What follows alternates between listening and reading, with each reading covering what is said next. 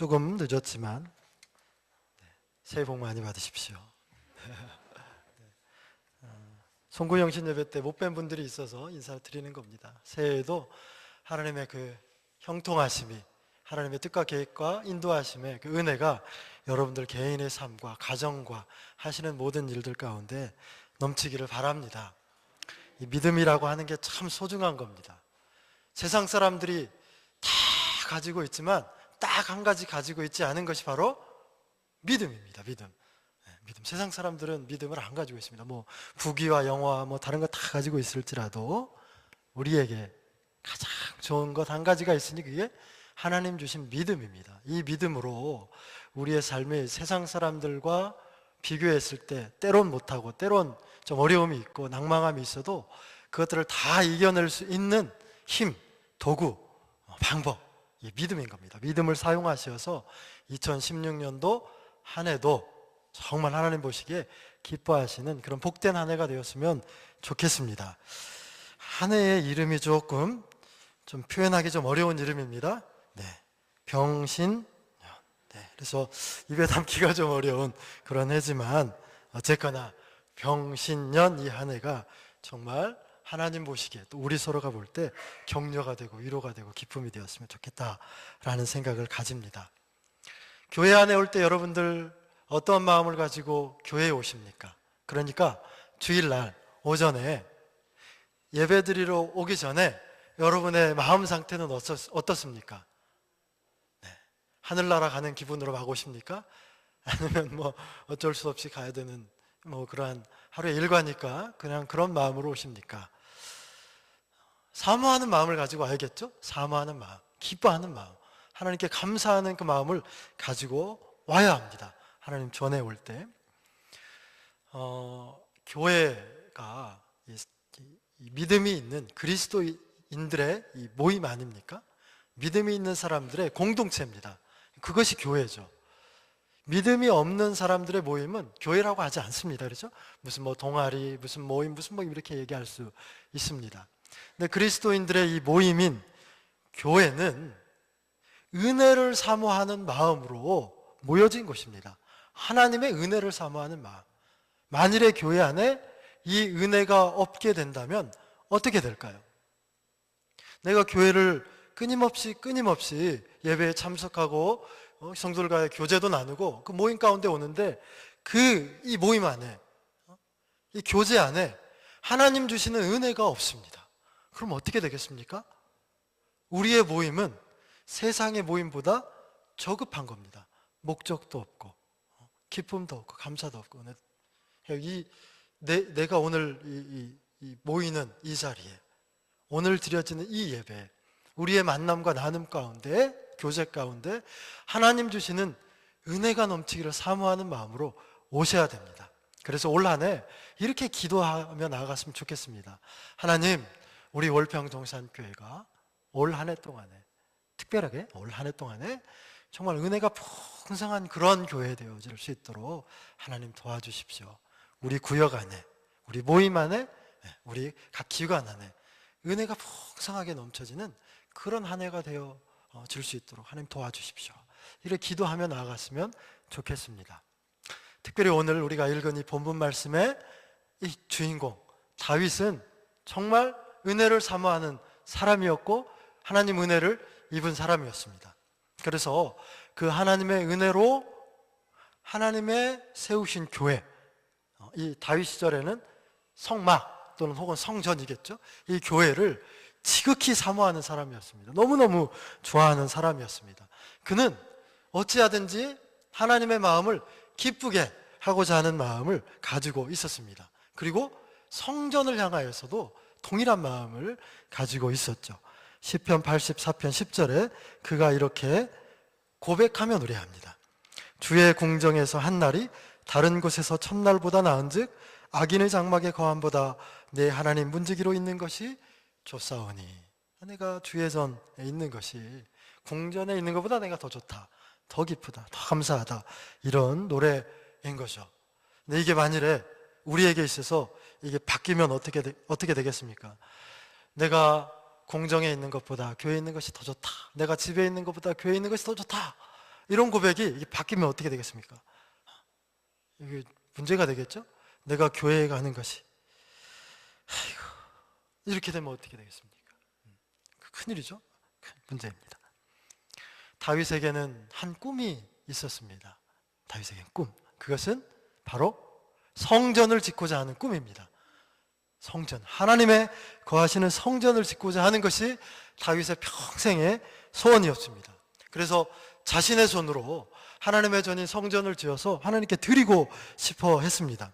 왜냐하면 그가 하나님의 은혜를 알고 깨달았기에 하나님께서 자신에게 베풀어 주신 은혜를 생각하면 생각할수록 하나님께 송구한 마음이었습니다. 하나님께 죄송한 마음이었습니다. 왜냐하면 자신은 백향목으로 지은 정말 의리빛과 번쩍한 그런 궁전에 사는데 하나님의 전은 너무나 초라한 겁니다. 천막 안에, 텐트 안에 하나님의 법궤를 탁 모셔두고 그렇게 있는 모습을 생각하니까 다윗은 자신의 마음이 너무 아팠습니다. 그래서 하나님의 전, 하나님이 거하시는 그 성전을 짓고자 하는 그러한 꿈을 가지고 계획을 세웠습니다. 그런데 우리가 잘 알다시피 다윗이 자신의 손으로 성전을 건축합니까? 못합니까? 못합니다. 누가 말립니까? 네, 누가 말립니까? 하나님이 말립니다. 하나님이 no 합니다. 안 된다 합니다. 하나님께서 다윗의 평생의 소원이었던 성전 건축의 그 꿈과 계획을 안 된다라고 말씀하십니다. 그리고 오늘 우리가 읽었던 본문 말씀은 자신이 그렇게 평생에 가졌던 하나님의 전을 짓는 거에 대해서 하나님 노하시고 나서 자신의 아들 솔로몬에게 이제 마지막으로 권고하고 부탁하고 당부하는 이야기입니다. 어쩌면 유언과도 같은 메시지를 남기는 겁니다. 다윗이 그의 사랑하는 아들 솔로몬에게 너가 이제 하나님의 전 성전을 건축해야 할 것이다, 이렇게 부탁을 하고 있는 겁니다. 오늘 본문 말씀 6절에 다윗이 그의 아들 솔로몬을 불러 이스라엘 하나님 여호와를 위하여 성전 건축하기를 부탁합니다. 아들에게 부탁합니다. 7절 다윗이 솔로몬에게 이르되 내 아들아 나는 내 하나님 내 아들아 부탁할 게 있다, 이렇게 솔로몬에게 이야기합니다. 한번 다시 이 두 절을 다시 한번 생각하면서 우리 자녀들을 생각하면서 다시 한번 보십시오. 내 아들아, 내 딸아, 손주야, 내가 너에게 부탁할 것이 있다. 여러분 자녀들에게 부탁을 한 적이 언제입니까? 가장 최근에 부탁한 거. 너 이렇게 해. 너 이렇게 했으면 좋겠어. 이렇게 안 하면 그냥 확 그냥. 요거 말고 부탁한다. 아들아, 딸아, 내가 너에게 부탁한다. 이렇게 친절하게. 여러분, 내 아들아라고 하는 이 표현조차도 사실은 너무너무나 귀한 겁니다. 그죠? 내 아들아. 제가 설교 강단에서 저희 어머니 얘기를 너무 많이 해가지고 얼마나 많이 저는 이런 이야기를 많이 들었는지 모르겠습니다. 그래서 제가 이 표현을 너무나 자연스럽게 씁니다. 용서해 주십시오. 너 이놈의 새끼. 이 표현을 너무 많이 들었습니다. 이름과 아들아 이 표현보다는 너 이놈의 새끼. 내가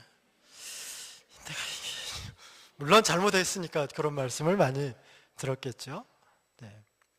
그렇지만 그렇게 또 호되게 뭐라고 하는 뒷면에는 또 사랑하는 아들아, 사랑하는 아들 이렇게 또 다 품어주셨습니다. 그래서 오늘 제가 이렇게 멋지게 또 농담입니다. 네, 얼굴색을 변하게 하지 말고 여러분 자녀에게 부탁하십시오. 명령하지 말고 부탁하십시오. 아들아, 딸아, 하나님의 전을 건축하는 일에 네가 앞장섰으면 좋겠다. 헌금 내라는 이야기가 아닙니다.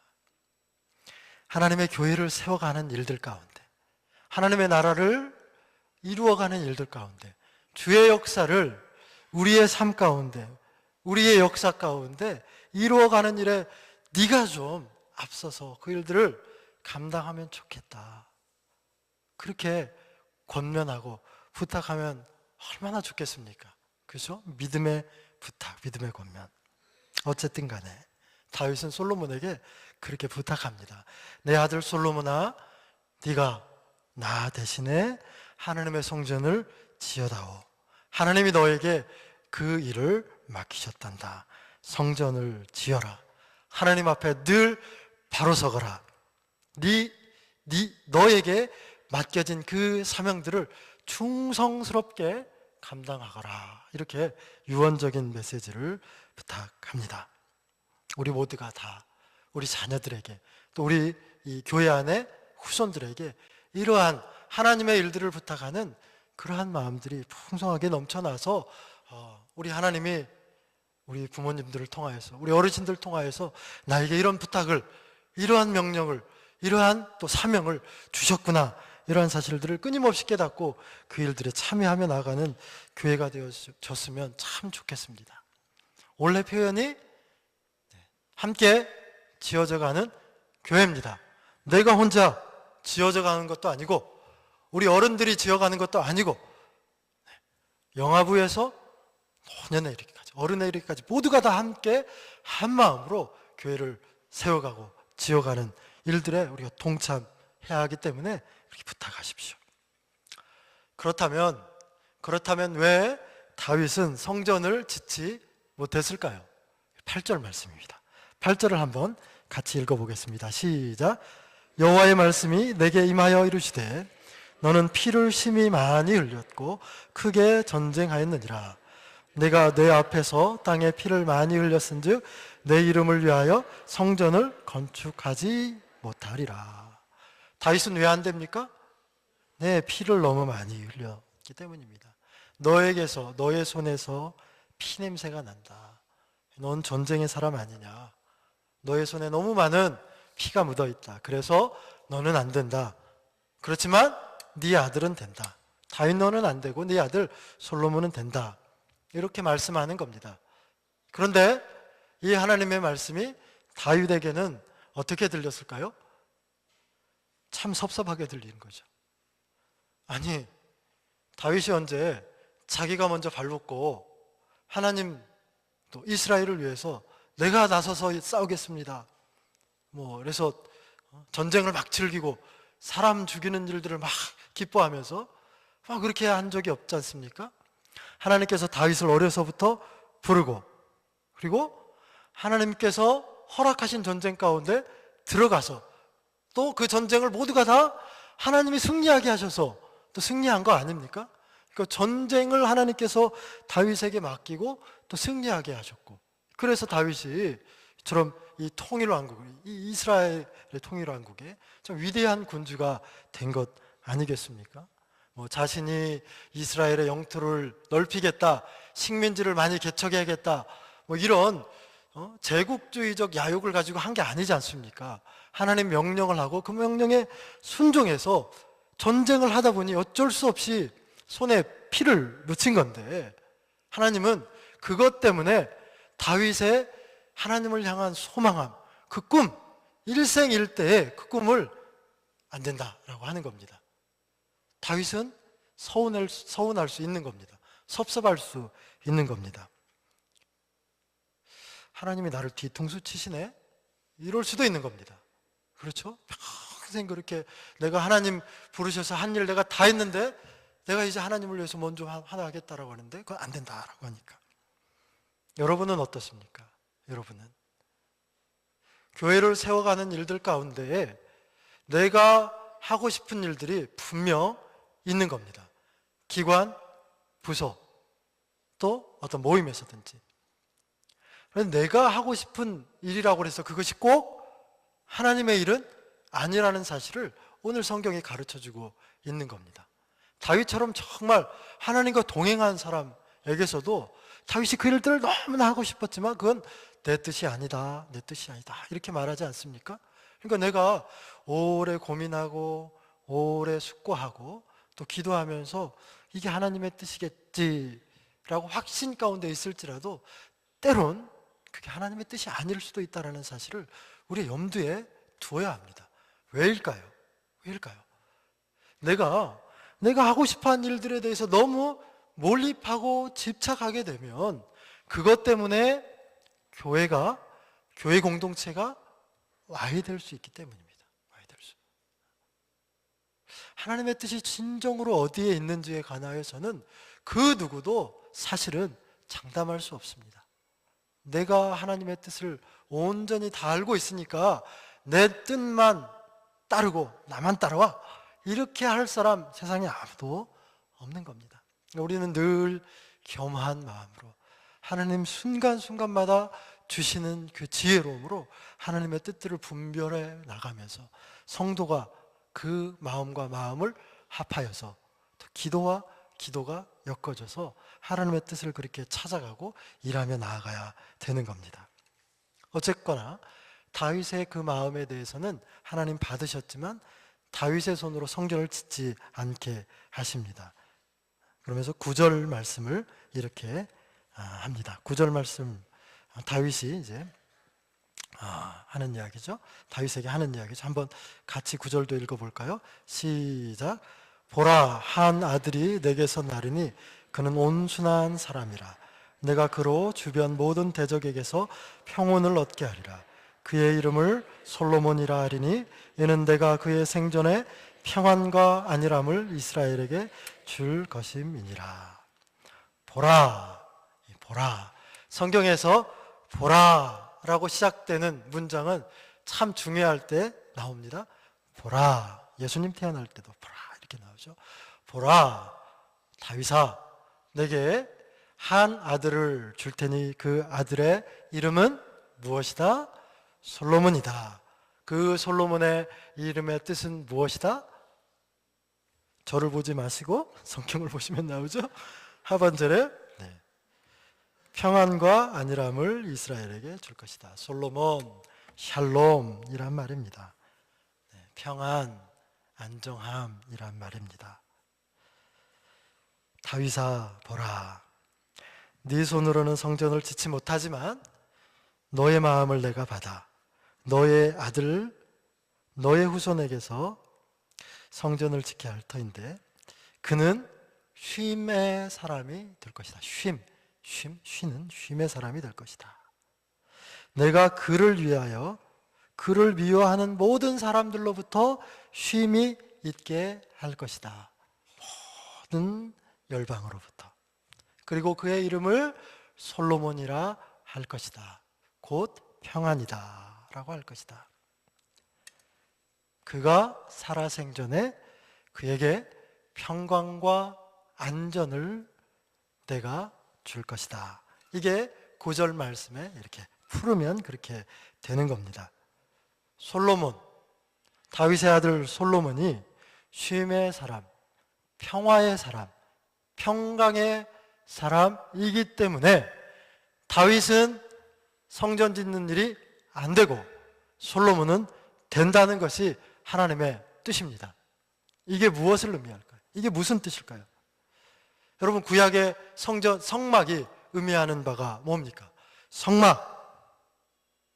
신학적으로 또 성경적으로 성막의 상징, 의미는 예수 그리스도입니다. 예수 그리스도의 모형이 성막입니다. 성전입니다. 평화의 왕, 진정한 쉼, 안식일의 주인, 곧 예수 그리스도의 상징이 구약의 성전, 성막인 것입니다.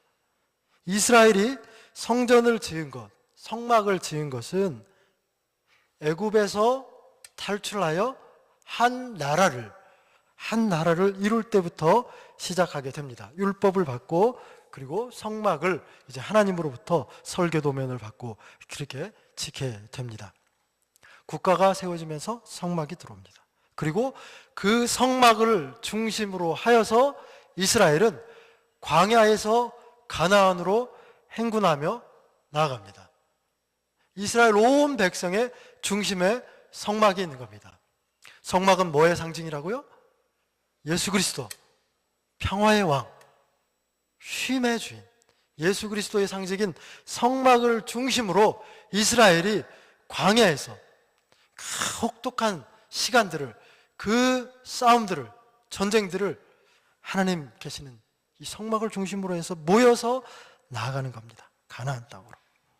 그래서 이 성막을 다른 말로 회막이라고도 합니다. 회막, 만나는 장소, 미팅 플레이스, 회막. 성막의 가장 중요한 역할이 바로 하나님과 하나님의 백성이 만나는 장소였기 때문에 회막이라고도 하는 겁니다. 이 회막에서, 성막에서 하나님과 이스라엘 백성이 만나서 관계를 나누고 하나님을 의지하고 광야를 지나가는 겁니다. 전쟁 많은, 싸움 많은, 쉴 틈 없는 그 광야를 나가는 겁니다. 신약으로 오면 예수님께서는 이 성전을, 이제는 이제 건물의 성전, 이 성전을 새롭게 하십니다. 그래서 자신의 사역에 성전을 청결케 하시는 이 사역도 하시죠. 자신이 성전이기 때문입니다. 예루살렘 성전을 보았을 때에 너무나도 많은 부패와 노략질, 도적질, 그 안에 있음을 보고 그 죄악됨을 보고 하나님의 전을 더럽히는 이 사람들을 바라보면서 성전을 깨끗하게 하는 겁니다. 성전을 깨끗하게. 하나님을 만나는 장소에서 하나님을 만나지 못하니까 하나님의 은혜를 경험할 수 없도록 그렇게 욕심 많은 사람들이 그곳에 진을 치고 거기에서 노략질을 하고 거기에서 도둑질을 하기 때문에 유대인들은 참된 성전이신 예수님을 알아보지 못했습니다. 유대인들은 메시아를 기대했습니다. 근데 그 메시아는 어떤 메시아입니까? 정치적이고 군왕적인 메시아를 기대했습니다. 로마의 속박에서 자신들을 구원해줄 그런 힘 있는, 능력 있는 그런 메시아를 기대했는데 예수님은 그런 메시아가 아니었습니다. 자신의 생각과 너무나 달랐습니다. 그래서 예수님을 결국에는 죽이죠. 모함하고 논쟁하며 또 비웃음거리로 만들어서 결국에는 그렇게 십자가에 못 박혀 죽게 합니다. 평화의 망을. 여러분, 우리가 올 한 해 교회를 함께 세워야 가겠다, 함께 그렇게 지어가야 하겠다라고 한다면 예수 그리스도의 십자가에 다시 집중을 해야 됩니다. 예수 그리스도의 십자가에 우리가 다시 집중하지 않으면 그 모든 노력도 다 허사입니다. 인간적인 노력이 되는 겁니다. 예수님은 이 땅의 평화의 왕으로 오시면서 하나님 계시는 성전을, 자기 자신이죠, 성전을 깨끗하게 하기 위해서 수없이 많은 사람들로부터 오는 오해와 모략과 중상과 모함과 비웃음과 논쟁과 채찍질과 못박힘과 그리고 죽게 하는 그러한 모든 고통에서도 입을 열지 않습니다. 마치 무기력한 것처럼 그렇게 모든 것을 다 하나님께 맡기고 결코 무력을 사용하지 않습니다. 무력을 사용하지 않습니다. 이것이 성전을 지어가는 데 있어서 가장 중요한 의미가 되는 겁니다. 우리가 교회를 세워나가는 데 있어서 우리의 입으로, 우리의 마음으로 누군가의 피를 흘려가면서 교회를 세워갈 수는 없습니다. 누군가를 헐뜯고 누군가를 끌어내리고 내 뜻의 옳음을 주장하기 위해서 뒤에 가서 막 이렇게 여론을 조장하고 이러면서 교회를 지어갈 수는 없습니다. 교회는 하나님 계시는 곳입니다. 하나님을 만나는 곳입니다. 회막입니다. 하나님을 만나는 그곳, 이 하나님을 만나는 그곳은 곧 평화와 쉼이 있는 곳입니다. 여러분, 내 자신이 내가 평화의 사람이 되지 않고서는, 내가 쉼의 사람이 되지 않고서는 교회를 지어가는 일에 내가 사용되지 않습니다. 나를 만나는 사람이 나로 인하여서 마음이 불안하고 조급해지고 주눅이 들고 어찌할 바를 몰라 하고 그러한 사람으로서 교회를 지어가겠다라고 한다면 그것은 하나님 앞에서 큰 오산입니다. 나를 만날 때마다 사람들에게서 평화가 있고 화평이 있고 화목이 있고 쉼이 있을 때, 그때 그러한 사람 각자 개인들이 모여져 가면서 교회를 이루어갈 수 있는 겁니다. 하나님께서 성전을 향하여서 기대하는 바가 화목함입니다. 평화입니다. 화평입니다. 쉼입니다. 쉼. 그래서 다윗은 안 되고 솔로몬은 되는 겁니다. 다윗이 하나님의 뜻 가운데 어쩔 수 없이 그 손에 피를 묻혔지만 생각해 보십시오. 하나님의 뜻으로 그 손에 피를 묻혔다고 한들, 하나님의 뜻이라고 한들 그에게 모두가 다 다윗은 다 위대하고, 다윗은 너무나 우리의 마음에 들고, 나는 다윗 왕이 너무너무나 좋아, 이렇게 다 하겠습니까? 많은 사람들이 그렇게 할지라도 다윗에 의해서 죽임을 당한 어느 누군가들은 다윗에 대해서 보복감을 가지고 칼날을 갈고 그런 사람이 있는 거죠. 그래서 다윗은 안 된다는 겁니다. 하나님의 전, 이 평화의 상징인 전은 그래서 다윗은 안 된다는 겁니다. 열왕기상 6장 7절을 한번 찾아보도록 할까요?